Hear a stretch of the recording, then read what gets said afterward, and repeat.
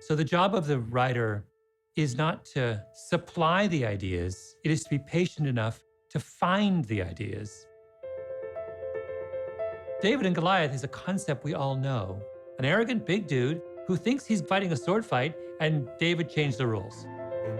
But then I stumbled across this paper that had been written by an Israeli endocrinologist who had suggested Goliath has this really rare medical condition which causes you to lose your eyesight.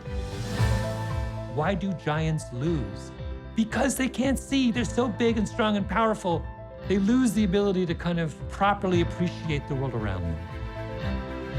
It's not just a story about David's courage and greatness. It's a story about Goliath's blindness.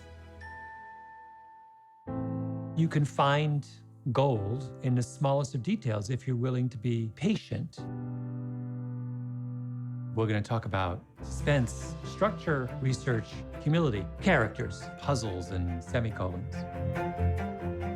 One of the mistakes I think writers make is they spend a lot of time thinking about how to start their stories and not a lot of time thinking about how to end them.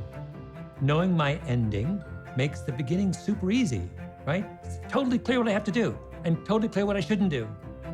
Your first goal is to be clear and simple, to write at an 8th grade level, but with ideas that are super sophisticated. All good nonfiction writing is about going out and finding someone else and inhabiting their world and representing it to readers.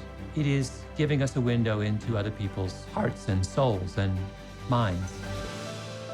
I'm Malcolm Gladwell, and this is my masterclass.